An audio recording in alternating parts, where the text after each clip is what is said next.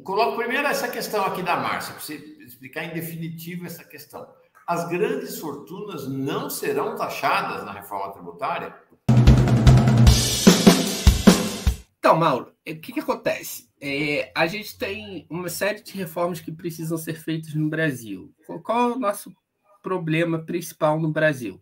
Não é o tamanho da carga tributária como as pessoas anunciam diariamente. O problema é a distribuição da carga tributária. Por quê? Embora a nossa carga tributária, por exemplo, seja muito parecida com os países da OCDE, a nossa carga tributária ela é muito alta para os pobres e pouco para os ricos. Tá? Então, é como se os pobres carregassem um peso muito grande e os ricos um peso muito pequeno. Mas, na soma, isso não é um peso alto em comparação com os outros países da OCDE, com os 34 países da OCDE. A tributação de renda e patrimônio no Brasil, se a gente comparar com os 34 países da OCDE, ficaria em último lugar. É a menor tributação de renda e patrimônio dos mais ricos entre todos os países da OCDE.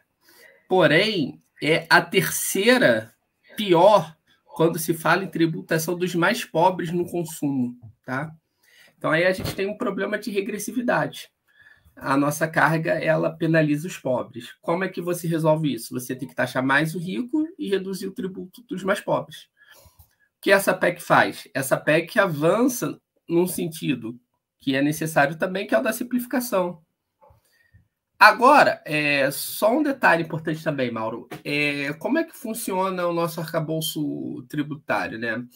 A Constituição, ela não institui tributos, ela cria competência para os entes instituírem tributos, tá?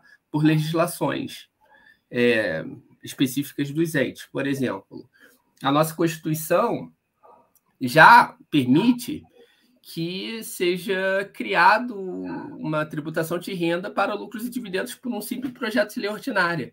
Então, nem de PEC a gente precisaria para resolver um problema que é muito grave que o deputado Ivan falou. Então, seria uma tramitação mais simples do ponto de vista político, o efeito seria mais rápido, grandes fortunas. A competência já está estabelecida pela Constituição. Falta apenas instituir. Falta um projeto de lei complementar que seja aprovado. Desde 88 está lá e nunca foi feita. Uma coisa tão grave, talvez uma das mais graves, imposto sobre herança. Nos Estados Unidos, que talvez alguns achem que é comunista, eles taxam grandes heranças em 40%. Tá, Mauro? No Brasil, nosso teto é 8%, mas boa parte dos estados taxa em 4%. Né? Aí em São Paulo teve tentativas até de reduzir isso daí para 0,5%, um negócio assombroso. Né? Então, o projeto é um projeto de resolução do Senado, como o deputado Ivan falou, a questão das heranças. Ou seja, não precisa nem para a Câmara. Um negócio mais simples. Mas tem grupos poderosos que não gostam. Qual é o ponto disso tudo? A gente não está caminhando na reestruturação da carga tributária se a gente apenas faz a simplificação. Por quê? Porque a PEC da simplificação, ela pega os 5 grandes tributos que incidem diretamente sobre o povo, mantém a carga tributária desses tributos e junta todos em um só e chama de IBS. Tá? Isso vai facilitar muita coisa, facilita a vida das empresas, ela muda a tributação de origem e destino, melhorando aí a distribuição regional de receitas, mas ela não muda a estrutura da carga tributária brasileira, que é o nosso grande problema. Se a gente tem 2 problemas, e o primeiro é a regressividade, e o segundo é a complexidade, essa reforma não toca no principal, ela mantém o problema principal, que é a profunda injustiça tributária no Brasil. Mauro, inclusive, ontem falaram de cortar gasto social na tributária. Como é que é? Maílson da Nóbrega, ele foi convidado para participar, ele é ex-ministro, campeão nacional de inflação, 80% em um mês de inflação que o cara fazia.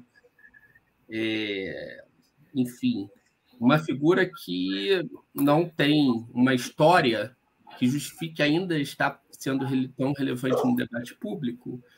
Ele ainda fala que o problema do Brasil é que a gente tem muito gasto social estabelecido na Constituição. Nossa Senhora. Falou isso ontem, 2023.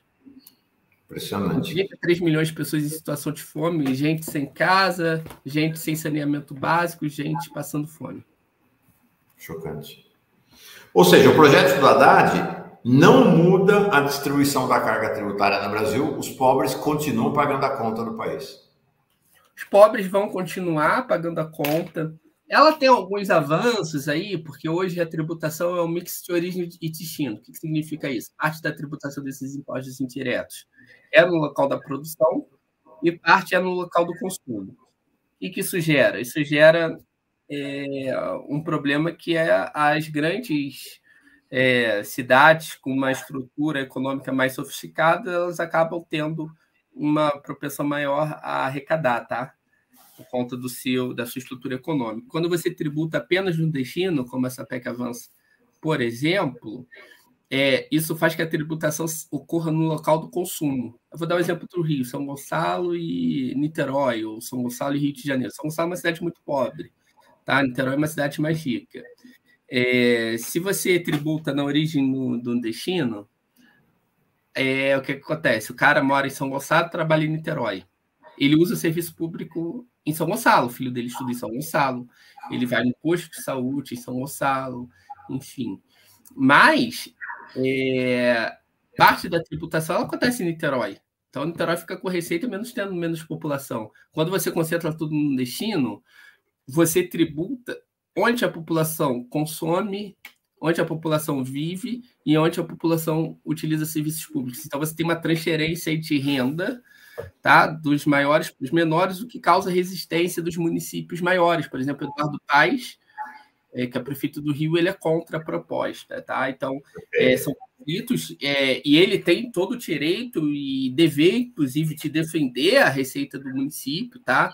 Tem uma transição longa, mas mesmo assim ela não compensa totalmente as perdas. Ele tem todo o direito e até tem um dever como prefeito de defender isso, mas existem esses conflitos aí na PEC. O ponto é que ela não muda a estrutura da carga tributária.